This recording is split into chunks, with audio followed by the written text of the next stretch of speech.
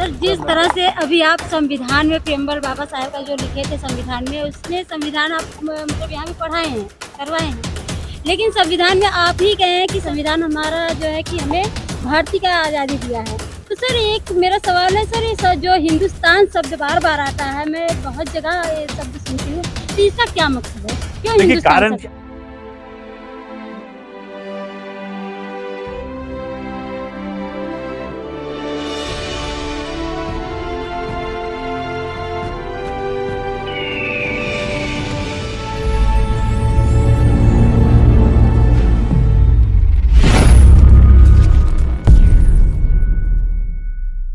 दिल्ली के अंदर इस प्रकार का कार्यक्रम एक अलग तरह का माहौल पैदा करता है। मुझे लगता है कि उर्स कमेटी ने उम्दा इंतज़ाम किया और हज़ारों लोगों ने उर्स ट्रांजिट कैंप का इस्तेमाल किया।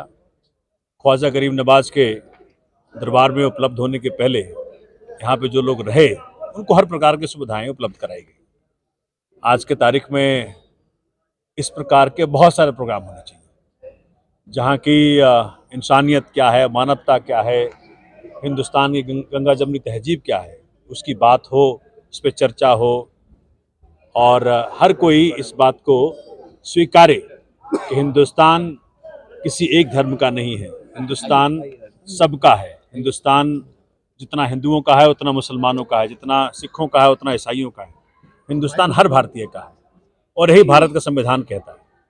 भारत संविधान जो है हमें आज़ादी देता है कि भाई हम जिस धर्म को चाहे माने, विश्वास आस्था की पूरी आज़ादी है। जैसे आपने कहा अभी संविधान का सर, जिस तरह से अभी आप संविधान में प्रियम्बल बाबा साहेब का जो लिखे थे संविधान में, उसने संविधान आप मतलब यहाँ भी पढ़ाए हैं, करवाए हैं। लेकिन संविधान में आप ही कहे हैं कि संविधान में जो है कि संविधान हमारा जो है कि हमें भारती का आज़ादी दिया है। तो सर, एक मेरा सवाल है सर, ये जो हिंदुस्तान शब्द बार बार आता है, मैं बहुत जगह ये शब्द सुनती हूँ, तो इसका क्या मकसद है? क्यों देखिए, कारण शब्द? क्या है कि ये इस प्रकार की चीज़ों की जो आप हर वक्त हर तरफ जो देखा जा रहा है कि वे किस प्रकार से देश को बांटने में लोग लगे हुए हैं, हमें बहुत संभल के चलना है आगे। और बहुत, इसलिए मैंने क्या कोट किया, मैंने भारत का संविधान कोट किया। मैंने कोई आम आदमी पार्टी का कोई कागज नहीं पढ़ा। तो संविधान तो सबका है। भारत का संविधान ही प्रधानमंत्री बनाता है, भारत का संविधान ही मुख्यमंत्री बनाता है, भारत का संविधान ही सब कुछ बनाता है। आ रहा हूँ उस पर। तो मैं कह रहा हूँ कि सब कुछ जब इसी से बनता है और पूरे संविधान में कहीं हिंदू मुसलमान सिख ईसाई नहीं लिखा है, और ये अभी जिस प्रकार की ताकतें काम कर रही है, हम सबको इसमें लगना पड़ेगा कि भाई नाम बदलने से कुछ चीज़ें बदलने वाली नहीं है। देश का इकोनॉमी डाउन जा रहा है, बेरोजगारी बेइंतहा बढ़ती जा रही है, महंगाई बेइंतहा बढ़ती जा रही है, लोग इस वक्त बहुत तकलीफ में हैं। मुझे लगता है कि आज हम सबको पढ़ाने की ज़रूरत है कि भाई हम सब पहले भारतीय हैं, बाकी सब कुछ बाद में। इसलिए आज देश के सारे लोग, उन्हें विश्वास दिलाना पड़ेगा कि भाई आप किसी भी धर्म के हों, किसी भी जाति के हों, किसी भी क्षेत्र के हों, आप पहले भारतीय और बराबरी का हकदार रखते हैं। इसलिए बहुत ज़रूरी है कि हम इस पचड़े में ना पड़ें कि क्या हिंदुस्तान है और क्या ये है और क्या वो है। मैं तो कहता हूँ नामों के चक्कर में पड़ो ही मत। चक्कर में ये पड़ो कि भाई क्या सबको रोजगार मिल पा रहा है, क्या हर घर खुश है, क्या महिलाओं को पूरी आज़ादी मिल पाई। क्या आज एक वीडियो देख रहा था कि कैसे एक अपर कास्ट के कुछ लड़के मिलकर के एक दलित महिला को पीट रहे हैं क्योंकि वो नदी में नहाई है। तो ये क्या चल रहा है इस देश में, किसी का ध्यान नहीं इस तरफ। और इस प्रकार से देश को बांटने की, अच्छा हो क्या रहा है ना कि काम की राजनीति जो अरविंद केजरीवाल जी ने शुरू की, वही समाधान है सबका। हम किसी भी जाति की, किसी भी क्षेत्र की, किसी भी धर्म की राजनीति में पड़ेंगे तो ये सारे उल्लू सीधा अपना करते रहेंगे। नेताओं से एक ही चीज मांगो, आप हमारे विधायक बने हो, आप हमारे सांसद बने हो, आप हमारे मुख्यमंत्री बने हो, आप हमारे प्रधानमंत्री बने हो, काम कब होगा, काम की मांग करिए। हिंदू मुसलमान सिख ईसाई सब अपने अपने धर्म की चिंता कर लेंगे। धर्म, मस्जिद बनेगा कि मंदिर बनेगा कि गुरुद्वारा बनेगा कि चर्च बनेगा, ये चिंता हम अपने आप कर लेंगे, लोग कर लेंगे। सरकारों का दायित्व है कि जो जहां जाना चाहे वो बिल्कुल फ्रीडम के साथ जाए। आप मंदिर जाना चाहते हैं, आपको कोई रोक नहीं सकता है। आप मस्जिद जाना चाहते हैं, आपको रोक ना सके। ये आज़ादी सुनिश्चित करने की है। और दलित हो, किसी किसी किसी जाति का हो, किसी धर्म का हो, सबको हर प्रकार की जिंदगी जीने की आज़ादी है, इसको सुनिश्चित करना आज पड़ेगा। गण की बात कर सर, गण की बात, गणतंत्र में गण की बात समझ नहीं आई सर आपका। देखो क्या है कि जब मैं एक स्कूल में गया और किसी मैं बच्चों से पूछा भाई गणतंत्र का मतलब क्या है बेटा, तो बच्चों ने कहा कि गणतंत्र का मतलब है गन। मैंने कहा गणतंत्र में गन क्या है? तो ये समझाने की जरूरत पड़ी है मुझे लग रहा है आज की तारीख में, क्योंकि देखो पाकिस्तान भी मुल्क एक गणतंत्र बना, अब वो गणतंत्र गणतंत्र बन गया पिछले 50 साल में, 60 साल में। अब ये देखें, कम से कम हमारा मुल्क तो गणतंत्र ही है। अभी जितनी सरकारें आई हैं सबको धन्यवाद करना पड़ेगा कि कम से कम बचा के तो रखा इस मुल्क को आपने। तो मैं कहता हूं कि सबका धन्यवाद कि जिस किसी ने इस देश की सरकार में हिस्सेदारी की और गणतंत्र को गणतंत्र ही रहने दिया। पाकिस्तान गणतंत्र बन गया और हमारा देश गणतंत्र ही रहा, इसके लिए सबका धन्यवाद, सबको बधाई भी।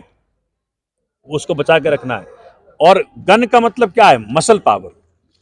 मतलब देखिए ना, एमसीडी के अंदर आपकी मेजॉरिटी है लेकिन हम नहीं बनने देंगे, मतलब गणतंत्र पीछे, गणतंत्र आगे हो गया। अब ये इस वक्त की माहौल में ये देखने को मिल रहा है कि गणतंत्र मतलब जनता का जो शासन है, जनता की जो इरादा है, जनता का जो मैंडेट है, उसको आगे नहीं रख रहे हैं। ये कह रहे हैं नहीं हम अपनी मर्जी से करेंगे, नॉमिनेटेड काउंसिल को पहले आगे करेंगे और ये हेन तेन। भाई जनता ने जब दे दिया एमसीडी आम आदमी पार्टी को तो बनाने दो, उनको घेरो आप। जो हमने वादे किए हुए हैं कि हम ये करके दिखाएंगे, वो करके दिखाएंगे, उस पे हमें घेरो। सरकार एमसीडी बनने दो और डेमोक्रेटिक तरीके से हमें घेरो। फिर गणतंत्र कैसे हटेगा सर? गण का तंत्र कैसे हटेगा लेकिन सर? सर पिछले 7-8 साल से दिल्ली में सरकार तो आपने की है, तो केजरीवाल जी कहते हैं कि हमने स्कूल अच्छे कर दिए, तो बच्चे आप खुद कह रहे हैं कि बच्चे गणतंत्र को गन कह रहे हैं। अब मैं तो ये बताऊंगा ऐसा नहीं किस स्कूल में मैं गया था, इसलिए मैं इसको छेड़ना नहीं चाहता अभी। कारण क्या है कि दिल्ली में कई तरह के स्कूल हैं। एक स्कूल है दिल्ली सरकार का, एक स्कूल है एमसीडी का, एक स्कूल है प्राइवेट। तो मैं क्या नहीं छेड़ना चाहता, नहीं तो उस पर सवाल उठेगा फिर। तो मैं कह रहा हूँ कि हमने तो शिक्षा सुधार करके बच्चों को एंटरप्रेन्योरशिप करिकुलम, उनको उनके मेडिटेशन करवा रहे हैं, उनका जो आपका माइंड स्ट्रांग हो उसी करिकुलम कर रहे हैं। हम तो एजुकेशन में एक ऐसा माहौल पैदा कर रहे हैं जहाँ के बच्चे स्ट्रांग बन के निकलेंगे, अच्छे देशभक्त बन के निकलेंगे। लेकिन जहाँ नहीं हो रहा है वहाँ चिंता करने की जरूरत है। कम से कम अब एमसीडी स्कूल हमारे हाथ में आ गए हैं, तो एमसीडी स्कूलों के अंदर हम लोग अब इस प्रकार का काम कर पाएंगे जिससे कि हर बच्चा गणतंत्र को गणतंत्र ही समझे, गणतंत्र न समझ ले, मसल पावर ना समझ ले। सर एक बात यहाँ की, अभी ये जो राजनीति कैंप में इतना अच्छा प्रोग्राम किया इस्माइली जी ने, गैस की सुविधा पहले जारी नहीं आते थे, आंखों में स्टोव लेके आते थे, अब गैस की सुविधा कर दी, खाने पीने का इंतजाम किया। मतलब कितना दिल्ली सरकार कितना उनको अच्छा मानती है और कितना मतलब सपोर्ट करती है। और कोरोना काल के बाद इतना अच्छा दिन बीत रहा है। और जो मैंने कव्वाली के प्रोग्राम में भी आया हूँ, उनको इतना अच्छा लग रहा है सर। उसके बारे में मैं कह तो रहा हूँ कि बेइंतहा और बड़ा उम्दा काम किया है इस्माइली जी के नेतृत्व में दिल्ली उर्स कमेटी ने। और मैं देख रहा हूँ केजरीवाल साहब ने इस प्रकार से अपने दिल्ली सरकार के पर्स खोले हुए हैं कि भाई किसी भी धर्म का व्यक्ति हो उसको अपनी धर्म का पालन करने की पूरी आज़ादी है। और ख्वाजा के यहाँ दरबार में सब लोग जाएं, उसके पहले यहाँ से खुश होकर जाएं, ट्रांजिट कैंप में बैठें। और जैसा कहा कि अब वो जो हमने देखा कि वो जो लकड़ी का पहले इंतजाम होता था वो अब गैस के चूल्हे मिल गए हैं, बहुत उम्दा है। और जितना भी करे, देखो एक एक व्यक्ति की सेवा ख्वाजा की सेवा है, ख्वाजा का आशीर्वाद मिलेगा। सेंट्रल गवर्नमेंट तो कहती है सर फालतू पैसा वेस्ट हो रहा है बोर्डिंगों में, इसमें उसमें उसमें, फिर पैसा हमसे गवर्नमेंट से मांगती है, सेंट्रल गवर्नमेंट से। अभी देखा नहीं आपने 19 लाख करोड़ का व्यक्ति कैसे 10 लाख करोड़ पे आ गया है? तो ये ख्वाजा के आशीर्वाद ही है, ठीक है। और जिस प्रकार से अगर आज किसी अपोजिशन के नेता के या व्यक्ति के ऊपर कोई ऐसा इल्जाम होता तो अभी वो जेल में इन्फिनिट चला जाता है, और अभी उनको बचाने में लग गई सरकार। तो सेंट्रल गवर्नमेंट इस बात का ख्याल करे कि देश संविधान चलता है, किसी व्यक्ति से नहीं चलता।